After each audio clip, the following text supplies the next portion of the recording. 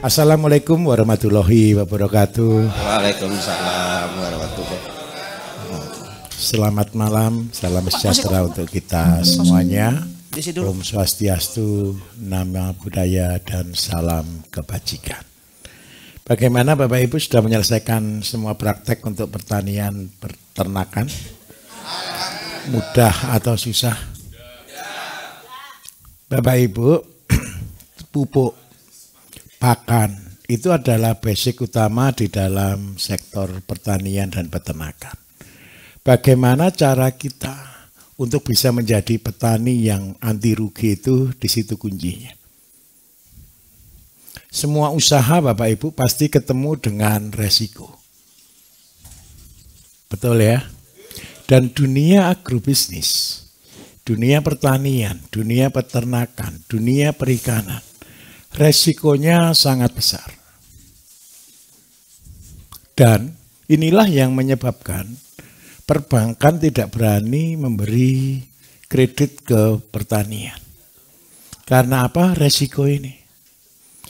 Dan ini adalah polemik yang dari dulu.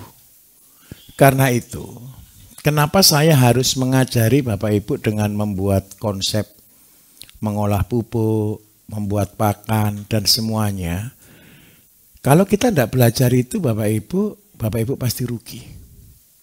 Dan kemarin sudah saya sampaikan, ketika kita rugi, ketika kita dalam resiko yang besar ini sehingga pada waktu kita drop, kita harus untung.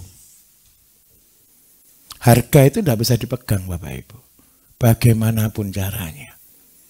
Walaupun kita sudah berusaha semaksimal mungkin, tetap pasti kita akan mengalami kondisi harga akan jatuh. Kemudian yang kedua, cuaca. Cuaca itu sangat tidak bisa dipegang. Walaupun kita buat tercanggih sekalipun, closed house, sistem tertutup, semua sistem modern, kita belum tentu bisa pastikan kita bisa menguasai cuaca. Kenapa hal itu terjadi? Bertahun-tahun saya menggeluti bidang ini, akhirnya kita selalu ketemu dengan ini, drop ini. Karena itu kalau kita tidak bisa menang di saat kritis, kita tidak bisa menang di saat yang paling sulit, berarti kita akan lumpuh di sana. Contoh ya, saya kasih contoh real. Bapak Ibu sudah berusaha nih, pada waktu untung pasti nanti terbawa ke lebih besar. Dan pada waktu lebih besar, modal lebih besar. Pada waktu itu tahu-tahu terjadi kondisi yang tidak baik. Nah, karena itu apa yang Bapak Ibu pelajari dari 7 macam pupuk ditambah dengan pakan, ini adalah menjadi basicnya Bapak Ibu. Contoh, pada waktu tanam harga murah, kalau saya secara pribadi Bapak Ibu, ketika harga murah, kita seringkali langsung putus asa.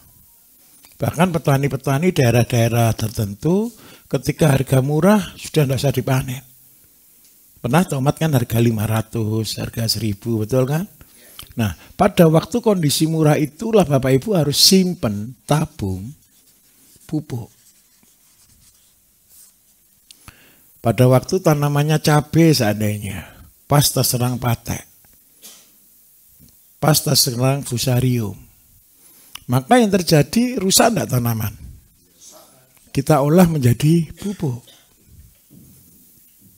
Kenapa kita harus belajar membuat pupuk tadi? Itu pada waktu awal Bapak Ibu saya minta tolong. Bapak Ibu kan belajar 7 macam pupuk dengan basic ya, dengan cara. Sekarang saya tunjukkan rahasianya. Bagaimana sih cara membuat insektisida terbaik? Pupuk sudah saya buat, yang nanti hama kan yang paling sulit kan? Minta tolong. Ini lakukan sungguhan. Jangan cuma Bapak Ibu nanti gampang dan sebagainya, tidak. Tolong kerjakan sungguhan. Ketika membersihkan rumput, ini kan bedengan, ini cabai seadanya, tanamannya cabai. Di sini pasti banyak rumput di pinggir-pinggirnya, betul kan? Tolong, rumput-rumput ini adalah bahan untuk Bapak Ibu membuat pupuk tadi. Memang kita ajarkan untuk ZPT, bahan-bahan yang cepat tumbuh dan sebagainya. Tetapi pupuk terbagus itu hanya ada di daerahnya Bapak Ibu dan hanya untuk lahannya paling di satu desa. Tidak boleh lebih dari ini. Terus yang kedua, tanaman-tanaman yang sisa, tanaman-tanaman yang afkir, saya minta tolong, itu hukum alam Bapak Ibu. Itu pasti ada. Tujuannya apa? Jadikan ini sebagai pupuk. Bisnis saya seringkali saya katakan, bisnis saya banyak yang rugi Bapak Ibu. Tapi di saat paling rugi, itu saya paling untung. Saya ulangi ya, di saat paling rugi, itu saya paling untung. Kenapa kok begitu? Bapak Ibu pernah enggak jual sayur jenis kangkung, jenis bayam bisa sampai 40.000 1 kilo? Enggak mungkin. Pernah enggak jual kubis sampai 40.000 1 kilo? Enggak mungkin. Bagaimana caranya? Ketika kejadian seperti ini, tolong ini disimpan. Setelah disimpan, itu kan kayak enggak berguna nih. Simpen aja. Nanti pada waktunya itu pasti akan berguna. Nah, cara buatnya seperti yang Bapak Ibu sudah praktekkan di tempat ini. Jadi saya minta tolong, kerjakan semuanya. Tapi kalau menurut Bapak Ibu nih, setelah praktek semuanya mudah atau susah? Mudah. Asalkan dikerjakan loh ya. Dan mulai saja dari yang kecil. Ingat kemarin sudah saya jelaskan semua, kecil menjadi besar itu hanya waktu. Kalau sudah tahu cara-caranya semua, nganggur-nganggur tabung pupuknya. Nganggur-nganggur tabung pakannya. Nganggur-nganggur tabung obat-obatannya. Semua dikerjakan. Nah, setelah ini selesai semuanya, Bapak Ibu bukan hanya punya tanaman. Bapak Ibu bukan hanya punya ternak. Bapak Ibu bukan hanya punya ikan. Tetapi setelah ini jadi semua, ini adalah obat. Kenapa kita katakan ini obat? Ketika Bapak Ibu buat dari rumput, dari bahan-bahan yang ada, kembalikan yang dari alam kembali ke alam. Yang dari tanah yang Bapak Ibu tanam, kembalikan lagi ke tanah itu. Maka yang terjadi, kita sedang memproduksi obat. Jadi membuat herbal itu Bapak Ibu bukan cuma tanaman biasa. Saya beberapa waktu lalu komen tentang hidroponik. Hidroponik kalau Bapak Ibu rebus, dia jadi air. Kenapa jadi air? Karena bahannya adalah air. Manusia berasal dari tanah. Karena itu saya ngotot. Pertanian yang menjadi obatnya manusia harus berasal dari tanah. Itu konsep dasar. Kalau yang dari tanah, Bapak Ibu, tanaman-tanaman direbus sampai habis, dia tetap ada kandungannya. Dan inilah seperti nasi yang kita konsumsi hari ini. Hasilnya apa ketika nasi sekarang kita konsumsi ini Bapak Ibu? Nasi karena sudah tidak ada unsur hara di dalam tanah, sore aja sudah basi. Betul atau tidak? Bapak Ibu selama sudah 3 hari di sini, Bapak Ibu makan di sini, merasakan perbedaan enggak ke badannya?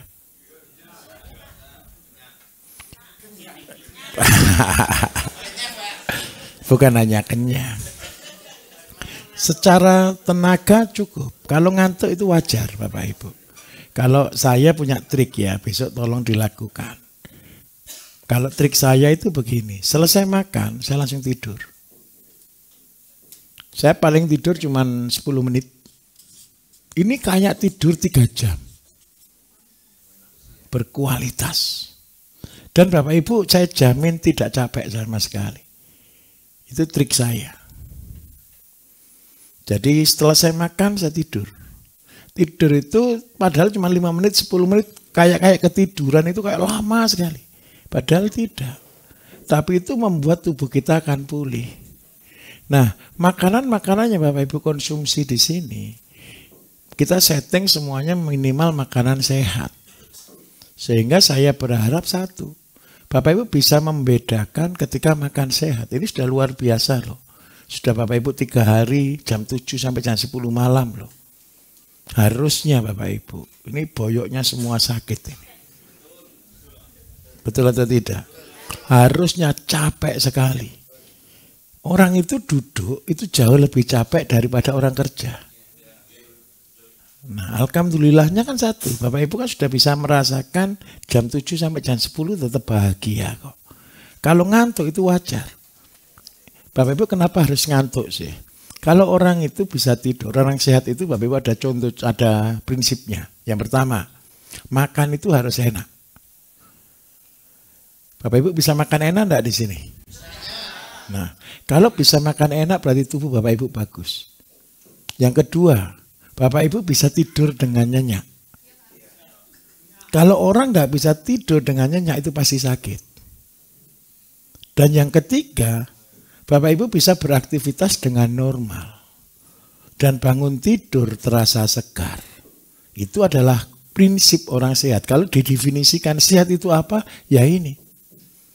Terus yang paling penting lagi ada satu, pembuangan lancar. BAB bisa lancar tidak di sini? Nah, itu kunci. Kalau orang Bapak Ibu, ada yang diare enggak di sini? Enggak. Biasanya kalau di dalam ususnya terlalu banyak lemak, dia pasti diare di sini. Diare bukan, tapi diare bukan diare sakit loh ya. Diarenya itu agak encer tapi sering. Itu buang racun. Nah, 5 ini adalah prinsip untuk kita bisa hidup sehat. Jadi kalau ditanya orang sehat itu ini. Kalau orang yang tidak sehat satu, mau tidur aja perlu obat. Betul atau tidak? Makan malas. Rasanya tidak enak. Lah kalau makan aja sudah rasa tidak enak, itu berarti metabolismenya tidak baik. Tapi kalau Bapak Ibu makan enak, tidur enak, bangun tidur enak, buang-buang lancar, itulah sehat. Nah, tolong dilanjutkan ya. Setelah di rumah itu dilanjutkan. Jangan di Iya. Saya melihat Bapak Ibu, biasanya di rumah tidak pernah tambah gitu ya. Di sini bisa tambah 2 kali gitu, ada enggak?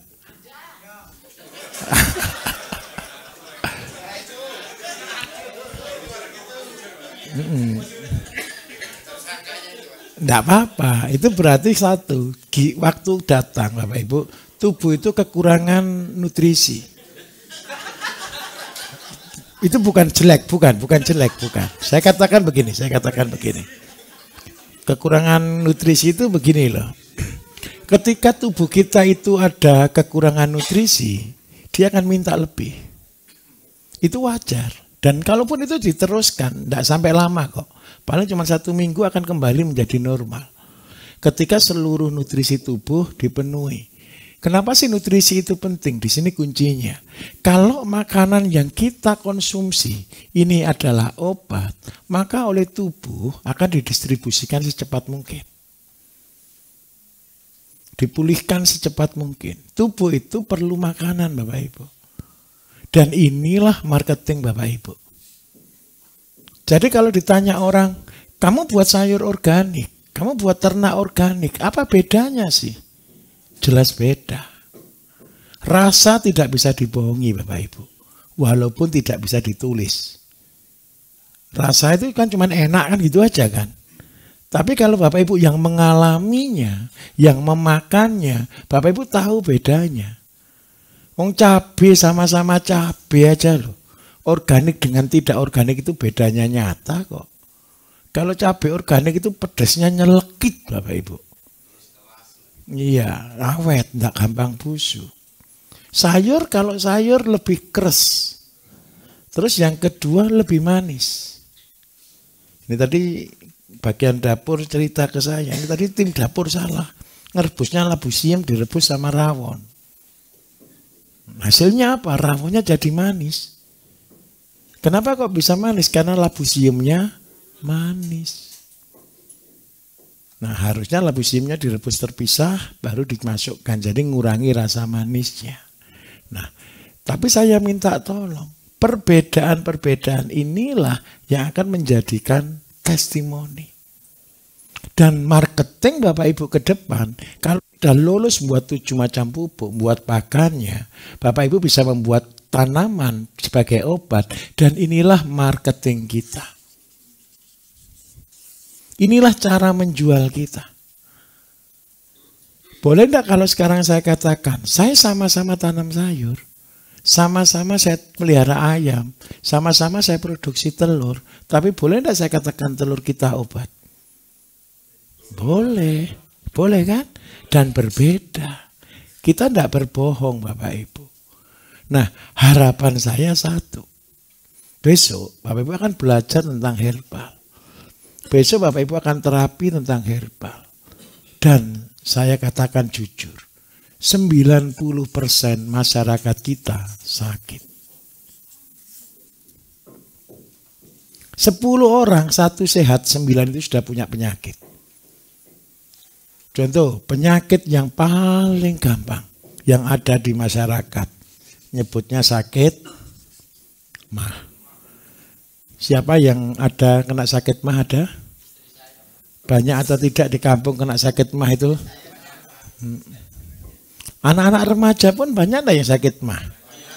Banyak. Apalagi yang makanannya adalah makanan instan.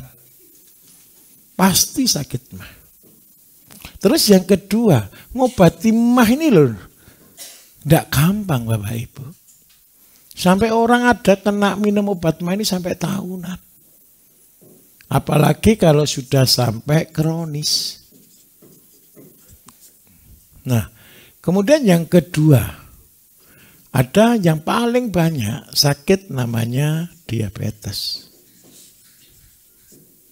Diabetes itu diperkirakan 60%. Orang akan sakit diabetes. Terus yang hebat lagi satu. Yang tingkatannya sama dengan sakit mah. 96. Asam urat plus kolesterol. Saya minta tolong dengan sangat. Ini penyakit sepele Bapak Ibu. Sepele atau tidak? Bapak Ibu kalau sakit mah dikunjungi tidak sama tetangga?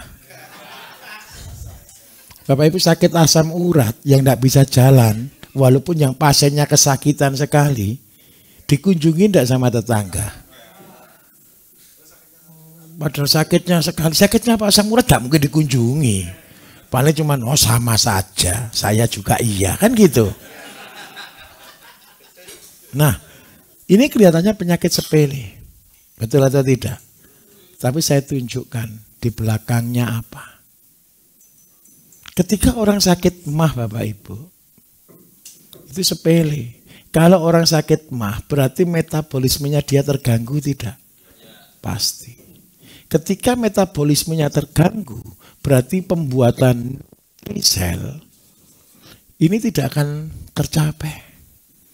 Berarti ada sel-sel dalam tubuh yang akan kekurangan nutrisi. Akibatnya kalau ini diteruskan pasti sakit. Sakitnya parah. Kemudian yang kedua, sakit mah saja. Gara-gara asam lambung yang terlalu tinggi, menyebabkan sesek. Betul enggak? Ketika sudah sesek, lemes badannya. Sudah pasti tidak bisa gerak, tidak bisa kerja. Kerja sedikit, kambuh. Kerja sedikit, kambuh. Maka daya tahan tubuhnya pasti drop. Ketika daya tubuhnya sudah drop, penyakit yang lain pasti mudah masuk. Makanya bersyukurlah kalau Bapak Ibu bisa makan banyak dan enak. Itu adalah nikmat dari Allah yang paling besar. Kalau masih Bapak Ibu bisa makan cuma sambal, tempe, nasi, sayur, rasanya nikmat sekali. Itulah nikmat yang sesungguhnya dalam hidup. Banyak orang Bapak Ibu sudah makan makanannya enak semua loh. Orangnya tetap tidak bahagia waktu memakannya. Karena apa? Karena ya tidak enak rasanya. Biasa-biasa saja. Nah karena itu mah ini wajib. Besok Bapak Ibu akan belajar cara membuatnya, cara ngerebusnya, cara masaknya. Nah, kunci utama sakit mah Bapak Ibu itu cuma di satu. Gigi kita ada berapa Bapak Ibu? Bawah berapa? 16, atas 16. Berarti totalnya 32. Kalau kita fair, penyebab sakit mah yang paling banyak, sakit mah itu bisa di tengah, bisa di kanan, bisa di kiri, bisa di bawah. Dan itu menunjukkan penyakit yang berbeda-beda. Besok Bapak Ibu akan diajari untuk diagnosa penyakit.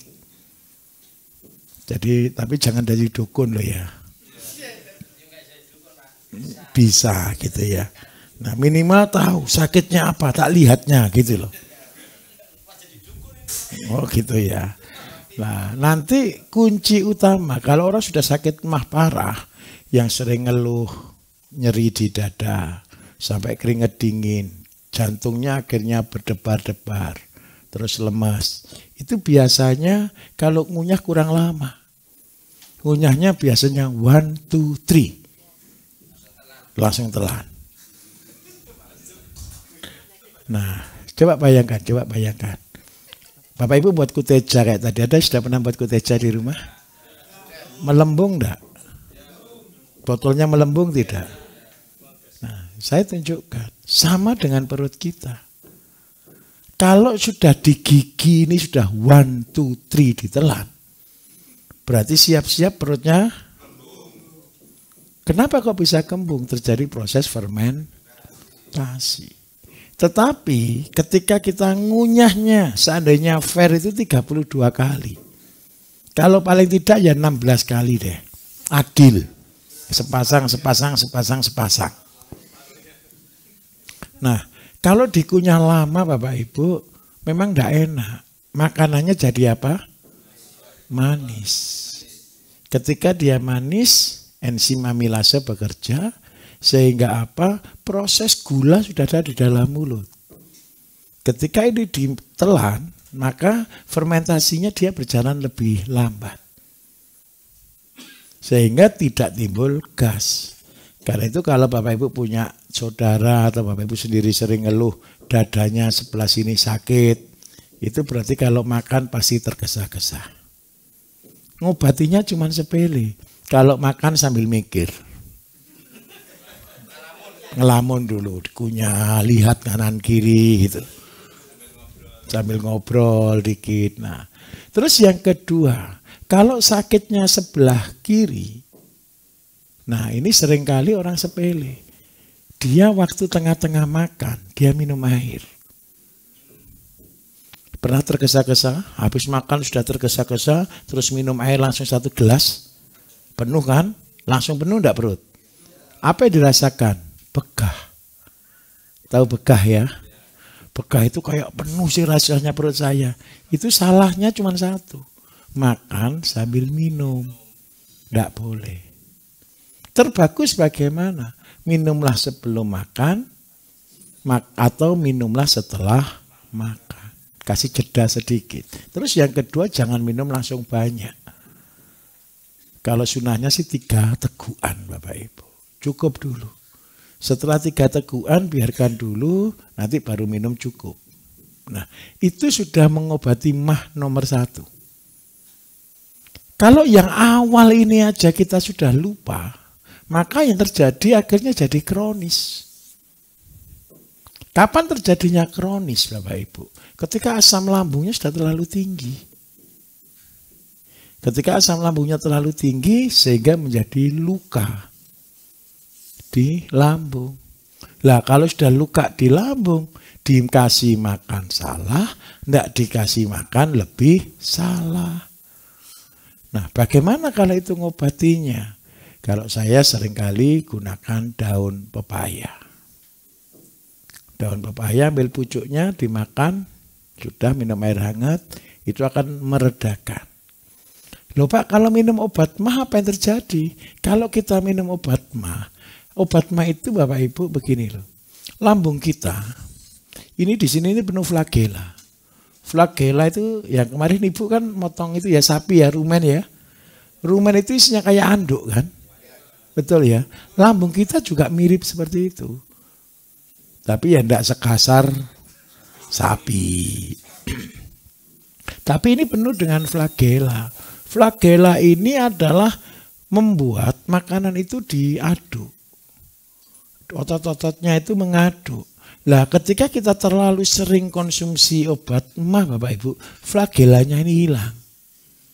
Lambungnya jadi halus. Kalau lambungnya halus berarti pengolahan makanannya tidak maksimal. Nah ini gara-gara ini saja penyakit itu munculnya banyak tidak karu-karuan Bapak Ibu. Di dalam lambung kita ini ada 10 pangkat 3 sampai 10 pangkat 8 bakteri. Sesuai apa Bapak Ibu? Sesuai dengan jumlah sel di dalam tubuh kita. Makanannya untuk rambut beda. Makanan untuk mata beda. Makanan untuk kulit beda. Makanan untuk organ beda. Dan mata, seandainya mata saja itu, mata itu sarafnya luar biasa. Selnya luar biasa banyak. Dan itu makanannya berbeda. Nah, disinilah, di lambung kita inilah disediakan, diolah nutrisel itu. Makanan sel itu. Jadi minta maaf, Bapak Ibu makan 1 piring, itu yang diambil tidak lebih dari cuma 2 sendok makan. Makan 1 piring sehari 3 kali itu cuma diambil 2 sendok saja. Yang lainnya dibuang. Yang lainnya jadi energi. Dan dibuang. Lah, kalau orang diabetes, ini kan sudah menghasilkan gula nih. Betul ya? Menghasilkan gula. Lah, gula ini dipecah oleh namanya insulin. Insulin itu Bapak Ibu adalah produk yang dihasilkan dari pankreas. Lah, kalau orang sakit diabetes itu, apakah dia tidak bisa produksi insulin? Bisa. Tapi insulinnya itu kurang atau cacat. Akibatnya kalau insulinnya cacat, tidak bisa ngurai gula sesuai kebutuhan. Coba bayangkan, gula tubuh kita ini loh, berbeda-beda. Makanan selnya sama-sama gula itu berbeda-beda. Loh, produksi insulin bisa tidak? Bisa. Akhirnya diberikan insulin asli yang bertugas untuk bisa memecah glukosa untuk menjadi nutrisel. Hasilnya apa? Karena ini glukosa yang sintetis. Karena ini adalah hormon yang sintetis, maka hasilnya tidak sempurna. Karena tidak sempurna, biarpun Bapak Ibu disuntik insulin 10 tahun, tidak akan sembuh. Cirinya apa? Walaupun darahnya normal kelihatannya, kaki pasti hitam. Luka pasti lama. Terus yang kedua, lemah, vitalitas tetap kurang. Dan karena kekurangan nutrisi tadi, tidak sempurna. Karena itu, kalau orang sudah sakit diabetes, minum penurun gula, suntik insulin, 20 tahun pasti komplikasi. Komplikasinya dari mana? Bukan dari obatnya. Tahu enggak komplikasinya dari mana? Karena dia cuma menciptakan untuk glukosa palsu, Bapak Ibu, maka nutriselnya tidak terpenuhi. Terjadilah komplikasi karena malnutrisi. Karena itu saya menganjurkan, besok Bapak Ibu tenang belajar semua kok. Dan di situ ada petunjuk-petunjuknya. Ada makanan-makanan yang harus dikonsumsi. Ada makanan-makanan yang tidak boleh dikonsumsi. Nah, tolong Bapak Ibu kalau sudah bergerak di sektor pertanian ini nanti, Bapak Ibu lihat pasarnya. Tanam jangan ngawur. Walaupun seringkali kalau kita di pembukaan ngomongnya tanam aja yang paling gampang, kangkung, bayam gitu ya. Makan kangkung bayam masa murat semua satu kampung. Betul atau tidak kira-kira? Kita sediakan makanan-makanan yang Bapak Ibu produksi ini adalah makanan-makanan yang jadi obat lingkungannya Bapak Ibu. Contoh. Kalau diabetes berarti makanan apa yang wajib sekali, tidak boleh lepas dari orang sakit diabetes. Yang pertama adalah pare. Yang kedua namanya tela kuning. Tela rambat warna kuning. Ubi jalar yang warna kuning. Lupa ubi jalar warna kuning itu manis, betul atau tidak? Gula itu dibutuhkan oleh tubuh. Tapi gula yang simpel, yang sederhana. Supaya apa? Kerjanya pankreas dibetulkan oleh pare, hasilnya hormon yang tidak seimbang tadi, karena dikasih gula yang sederhana, maka tubuh akan terpenuhi energinya. Orang diabetes itu Bapak Ibu, ini jaminan ya. Karena sepanjang malam dia tidak tidur, dia pasti ngantuk jam 9 sampai jam 11 siang. Kenapa kok ngantuknya jam segitu? Itu bukan karena apa? Karena tadi malam tidak bisa tidur. Tapi kalau kita tidur kita cukup, percayalah Bapak Ibu, tubuh kita akan diperbaiki. Tubuh kita akan normal kembali.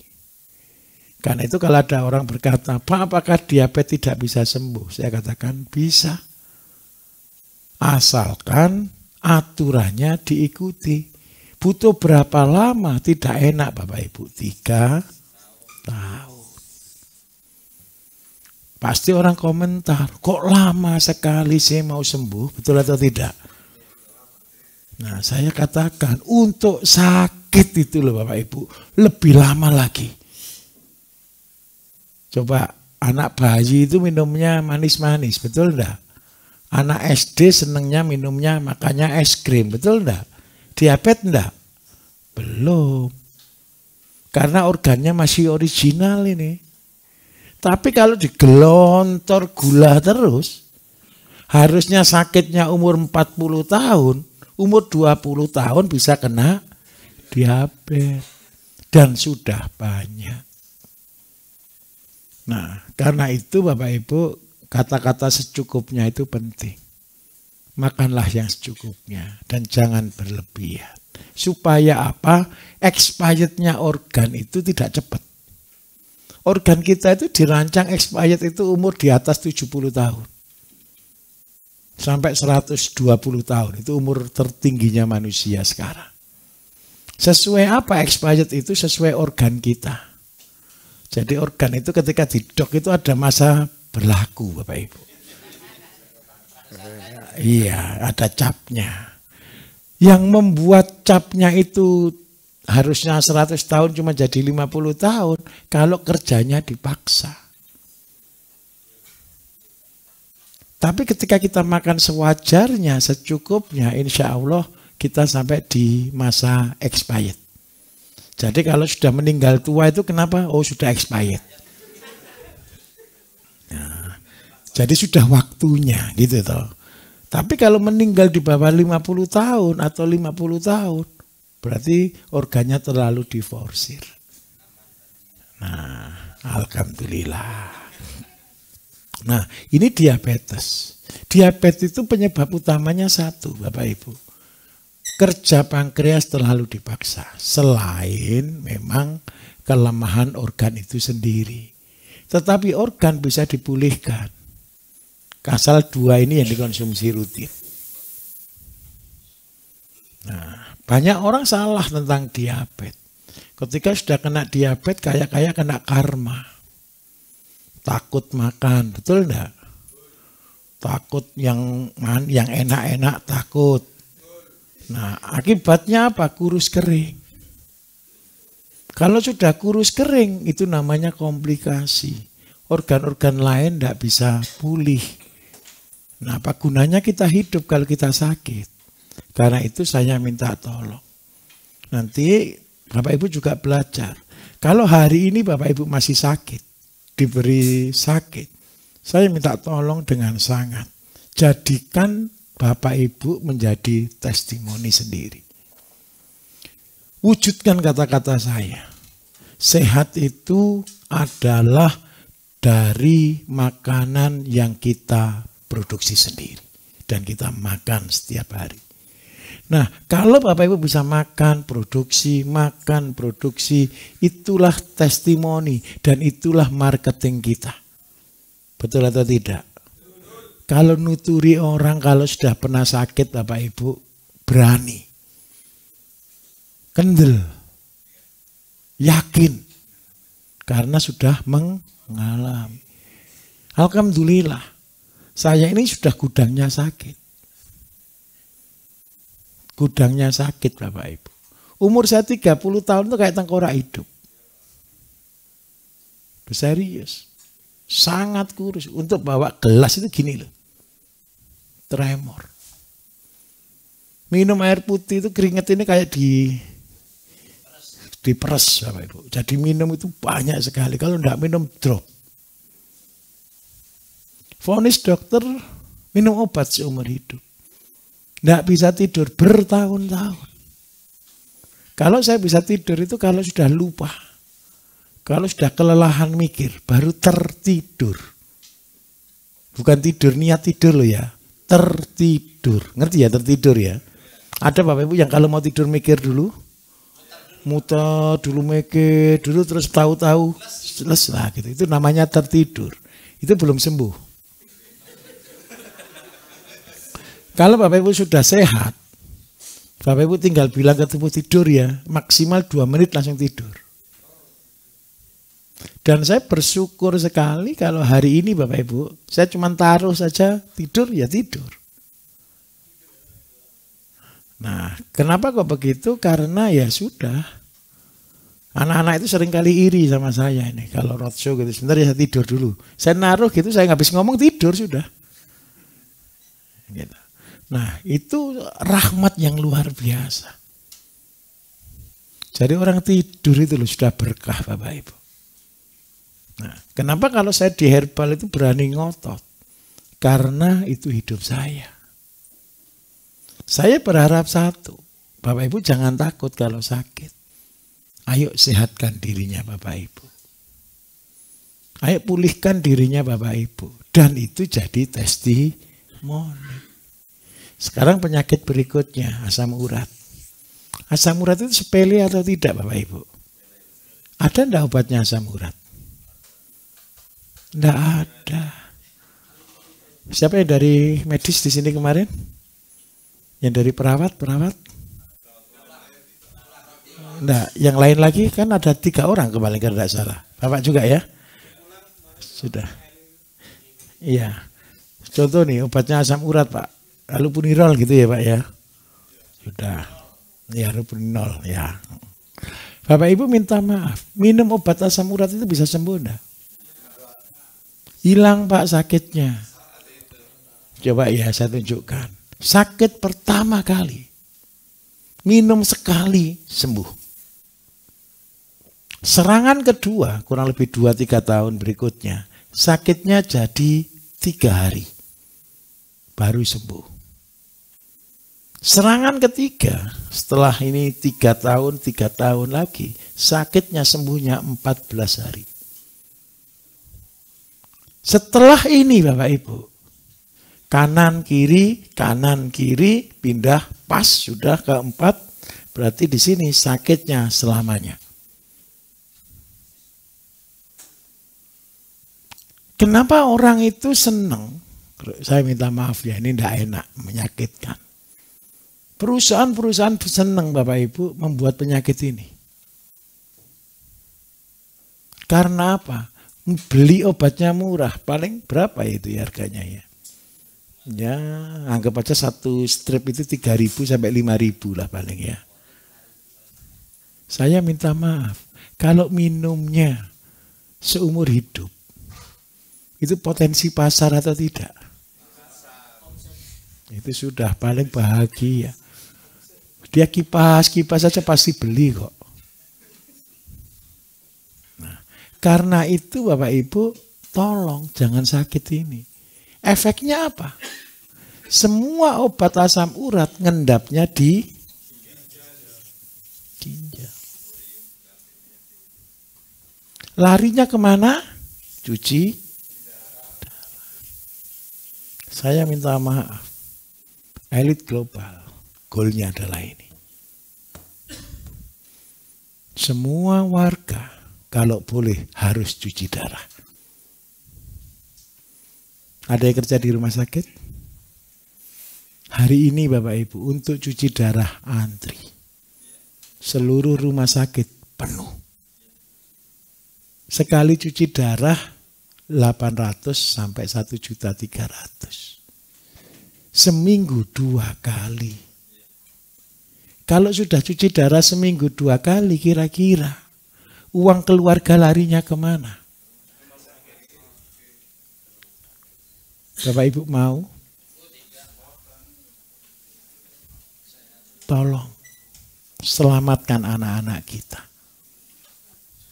Sekarang ini yang diserang bukan orang tua yang harus nunggu sakit asam urat.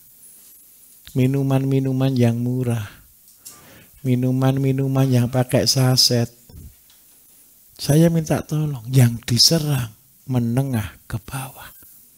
Yang kue-kue harga 1000-an itu loh Bapak Ibu. Akhirnya apa? Kalau dulu yang sakit ini orang kaya, sekarang semua orang. Iya, sekarang sudah banyak sekali.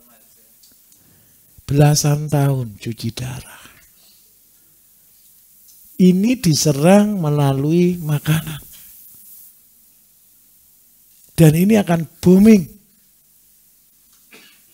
Karena itu saya kepingin Bapak Ibu pulang dari sini menjadi orang-orang yang menyelamatkan orang lain. Tapi tolong loh ya, kalau belum tahu tidak dosa. Kalau sudah tahu ada orang jalan salah, tidak diingatkan yang salah siapa? Nah, jadi ini gara-gara Bapak Ibu datang jadi punya tanggung jawab loh ya. Terpaksa. Terus yang berikutnya lagi, kalau gagal ginjal goalnya ke cuci darah. Sekarang penyakit yang satunya namanya kolesterol. Bapak Ibu tahu enggak penyebab kolesterol itu apa? Lemak tak jenuh. Betul ya? Bahannya dari apa? Minyak goreng. Bapak Ibu saya katakan jujur. Minyak goreng kita itu berasal dari apa Bapak Ibu? Kelapa sawit atau sepetnya sawit? Sadar ya? Tahu ya? Oh, belum tahu ini. Siapa yang produsen sawit di sini pernah tahu prosesnya ada?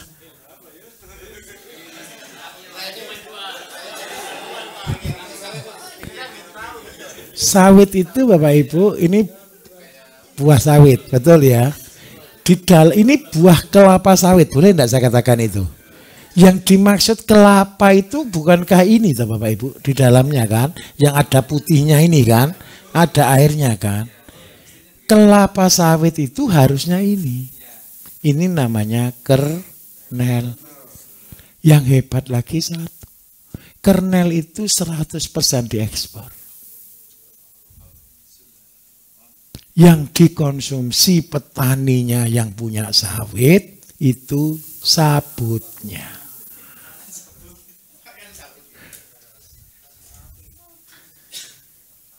Kalau begini ceritanya, maka hampir semua orang akan sakit kolesterol.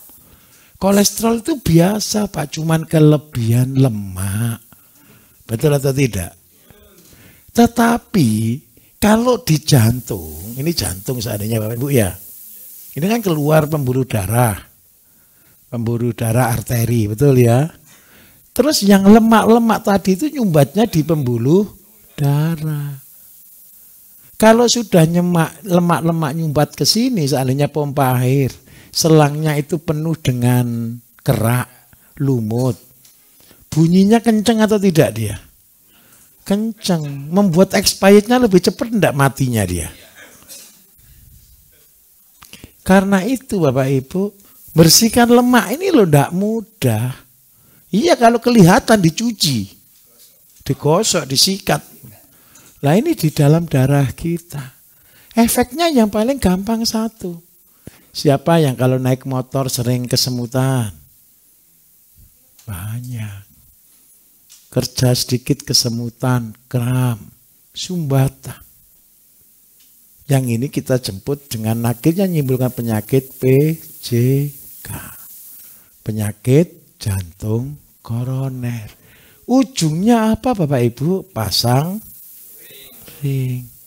Pasang ring pertama gratis. BPJS. Pasang ring kedua 50 juta. Akhirnya apa kalau kita lihat ini semua? Hasil kerjanya Bapak Ibu hanya dibuang untuk berobat. Mumpung masih sehat. Saya minta tolong, ayo kita sadar. Mumpung kita masih sehat, ayo kita berubah.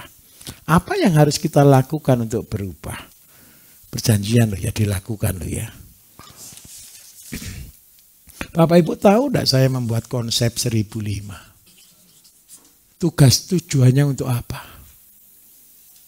Penghasilan 5 juta. Itu pertamanya. Orang itu kan senang lihat uang dulu Bapak Ibu. Iklannya itu 5 juta per bulan. Ini iklan. Tujuan saya bukan ini. Tujuan saya 1005 itu bukan hanya 5 juta, terlalu kecil. Kalau Bapak Ibu pun punya gaji 5 juta, kalau cuci darah cukup atau tidak? Tidak cukup. Untuk pasang ring setahun sekali saja, cukup atau tidak? Tidak cukup. 1005 ini Bapak Ibu adalah konsep sehat. Bapak Ibu harus bergerak di 1005 itu. Setiap hari 7.000 hingga 10.000 gerakan. Gerakan. Duduk nyabuti rumput, duduk manen, duduk nanam, duduk nyiram. Semua ini 10.000 gerakan. Jadi bukan langkah Pak, gerakan. Gerakan pasti langkah. Tujuan saya satu di 1005 itu. Semua orang sehat. Sehat itu butuh gerak. Kalau makannya banyak, tidak bergerak. Wassalam. Lebih cepat matinya. Kalau mati langsung tidak apa-apa. Kalau sakit dulu itu loh. Loh iya, serius. Serius, lama. Dan Bapak Ibu tahu enggak? Saya kalau ketemu orang sakit-sakit yang parah-parah, saya itu paling kejam. Saya harus bertindak kejam ke mereka. Kata-kata kejam itu begini loh Bapak Ibu. Ada orang sakit nih, 3 tahun sampai 5 tahun di atas tempat tidur. Enggak bisa ngapa-ngapain. Tahu enggak doanya mereka tiap hari apa? Minta mati, kepingin bunuh diri. Kalau sudah niatnya kepengen mati, kepengen bunuh diri, kira-kira kalau mati masuk surga atau tidak? Neraka. Jadi langsung saya bilang, Bu, Pak, sudah sakit di dunia, mati masuk neraka. Serius. Saya kalau ketemu dengan mereka, Bapak Ibu, dulu ketika saya masih punya banyak waktu, saya selalu mengunjungi pasien-pasien saya. Ketika saya membuat herbal, saya kunjungi semua pasien saya. Yang saya layani sendiri.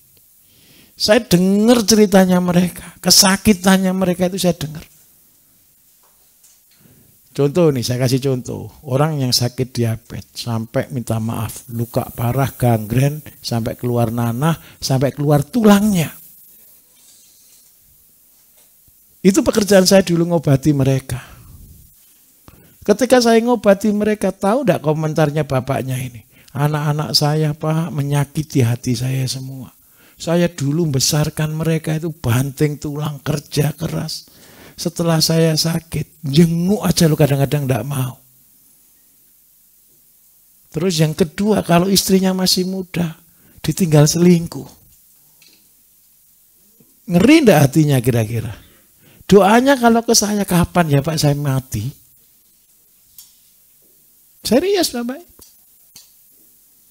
Selalu saya katakan, justru mumpung Bapak masih hidup, ini diberi kesempatan tobat.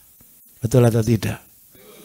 Terus saya katakan, apa yang saya lakukan? Saya sudah terlanjur sakit.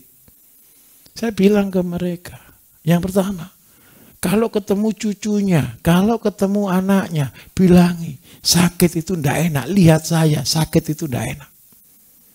Yang kedua, Bapak harus punya semangat hidup. Walaupun ikhtiar itu Bapak Ibu wujud ibadah loh. Betul atau tidak? Ikhtiar itu wujud ibadah, tapi tidak gampang. Kalau sudah ikhtiarnya sudah lelah, isinya putus asa loh Bapak Ibu. Betul atau tidak? Kalau itu dilakukan, saya minta tolong Pak. Kalau ada waktu, buat jus, buat makanan. Minta makanan-makanan yang sehat. Kalau orang sudah sakit kayak gini selalu bilang, enggak mau Bapak Ibu. Kalau saya tanya istrinya, wah Bapak itu ngerewel kalau disuruh makan sehat aja enggak mau. Karena kepengen mati. Loh, ini yang akan Bapak Ibu hadapi ke depan. Saya minta tolong.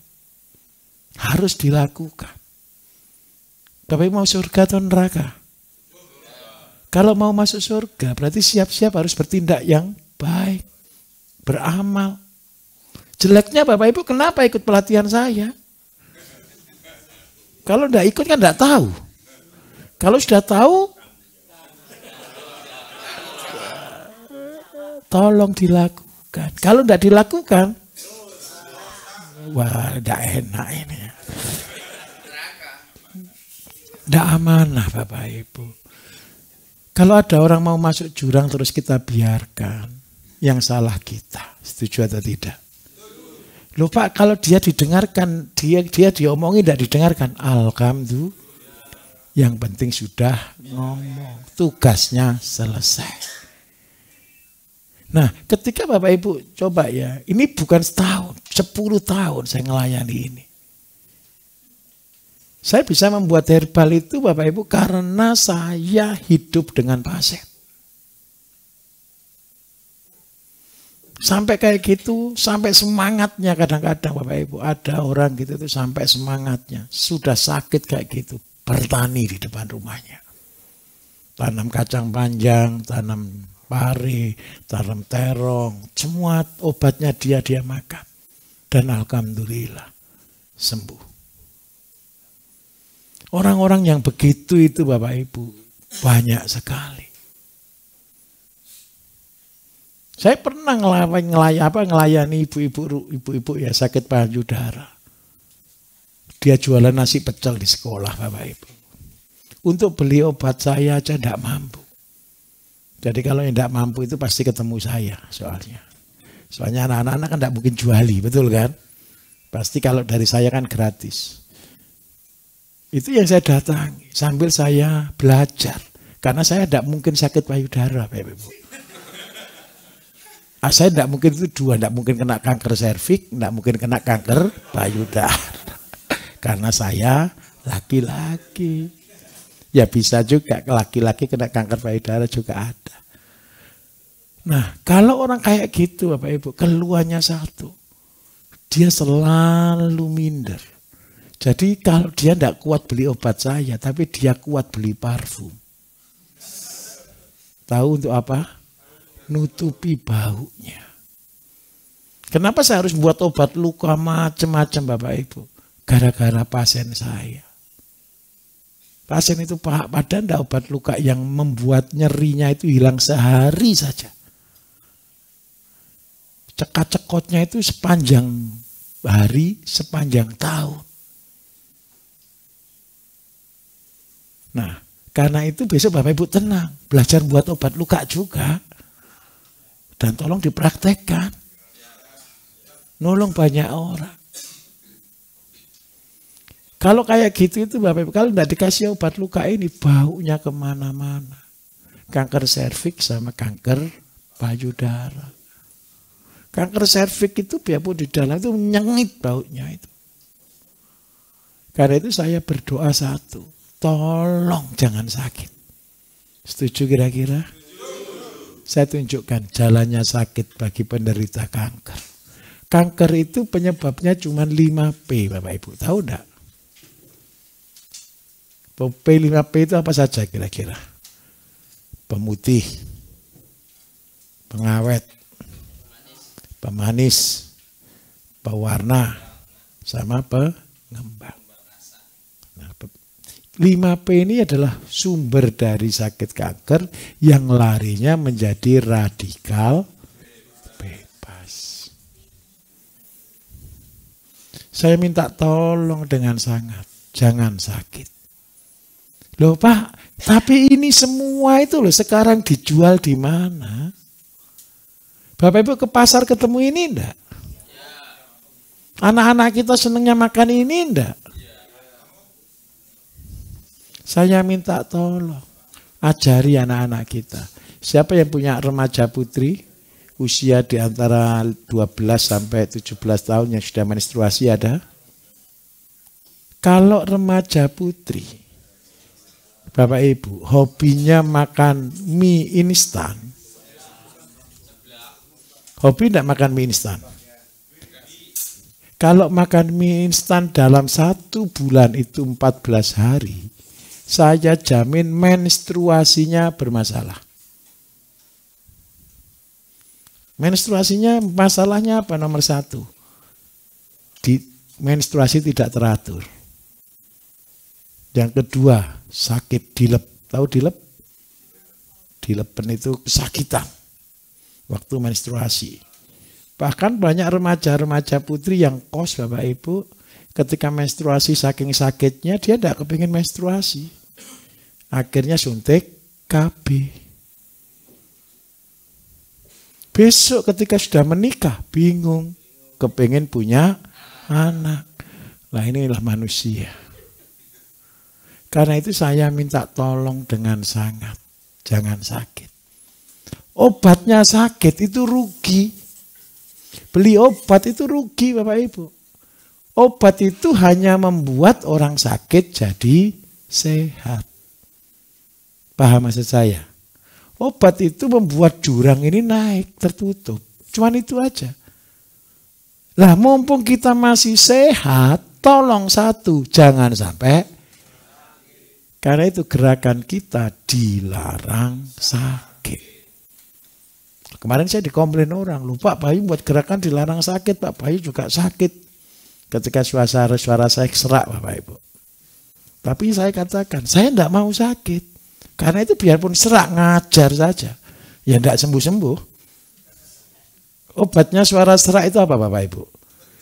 Tidak boleh ngomong. Lah masa saya suruh ngajar, gini repot saya latih.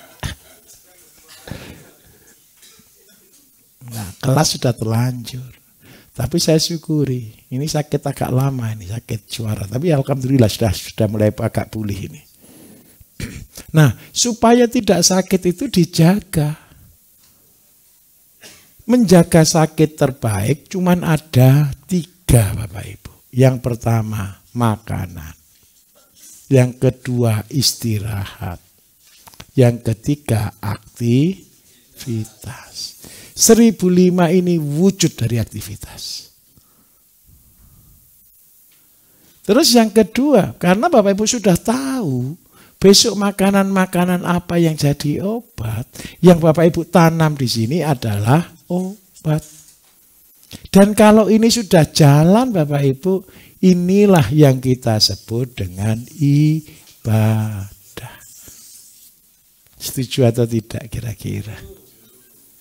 Ibadahnya di mana Pak? Menyehatkan diri, olahraga, itu ibadah. Karena tubuh kita, raga kita pun hanya titipan. Setuju atau tidak? Yang kedua, ibadahnya kedua di mana? Makanan yang kita hasilkan ini, sayur, ikan, ternak, semua adalah obat.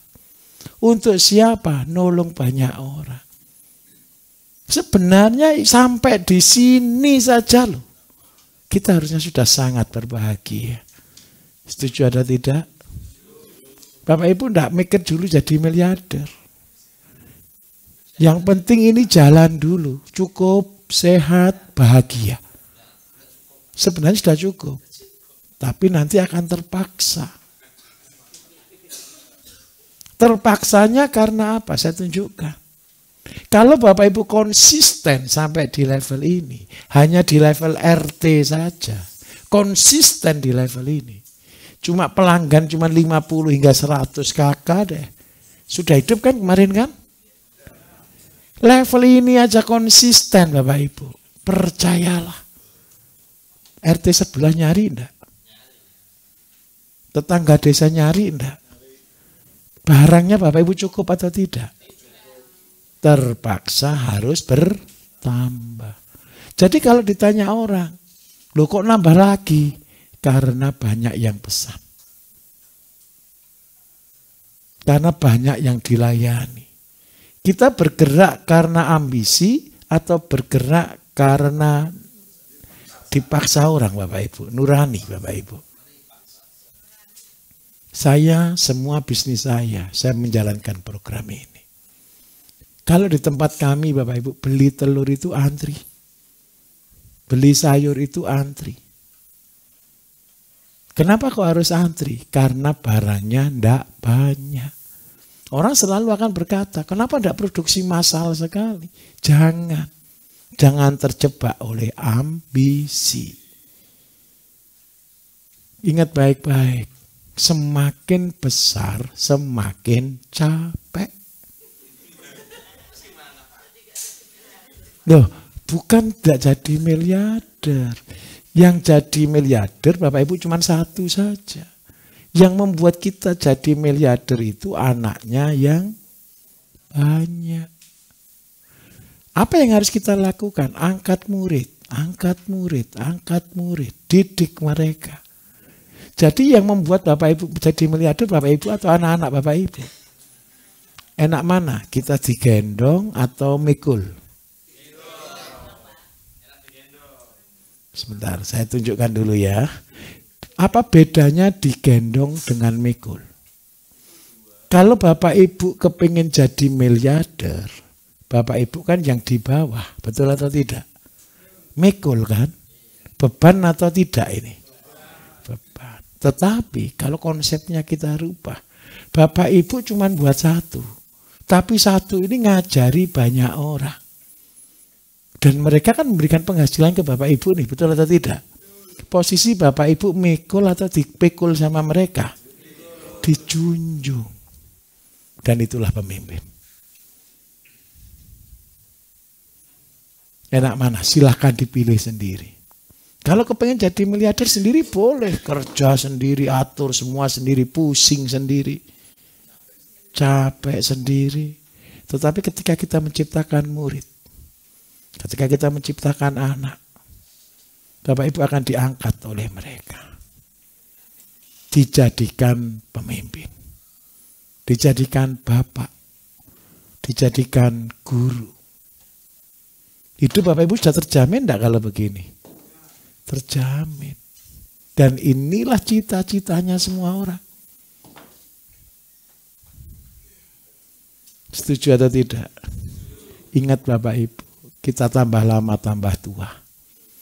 Tenaga kita tambah lama akan habis. Karena itu mumpung sisa waktu, ayo kita bangun ini. Dan ini yang disebut dengan pasif. Pasif income itu bukan deposito. Pasif income itu bukan tabungan. Pasif income itu sesuatu yang kita tanam dan menghasilkan. Jadi kalau kita begini bahagia Bapak Ibu. Nanti besok-besok kalau Bapak Ibu sudah punya uang rekreasi, datangi tempat-tempat saya. Bapak Ibu pasti bahagia. Semua yang saya ciptakan surga di sana. Karena apa? Orang datang aja, lihat aja lo bahagia. Dan semuanya murah-murah. Bahkan beberapa tempat saya gratiskan. Jangan tapi makan bayar. Tamannya, suasananya, pendidikannya, lihat-lihatnya semua gratis. Parkir bayar sih. Yang parkir yang ngelola Karang Taruna soalnya. Itu sumbernya anak-anak muda di desa. Kayak di Banyuwangi Bapak Ibu. Tempat itu tiket masuk berapa ya? 5.000 atau 10.000 gitu loh. Dan itu saya pakai itu kenapa? Untuk orang-orang desa. Tidak ada peraturan tidak boleh bawa makanan. Jadi kalau datang ke sana itu bawa magicom, bawa satu. Saya kalau hari Sabtu Minggu Bapak Ibu, tidak ada tempat untuk saya bisa duduk pokoknya.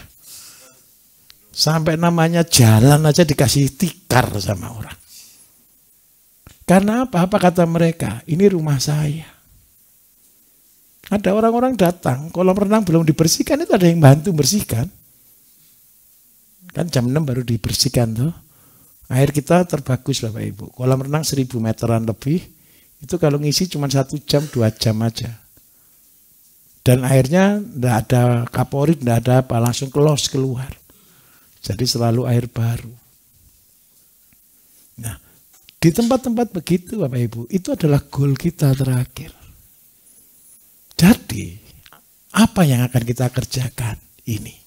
Nanti di ending, di hari terakhir, saya akan bahas tentang ending semuanya. Intansari dan menjadi tempat wisata. Edukasi. Oke.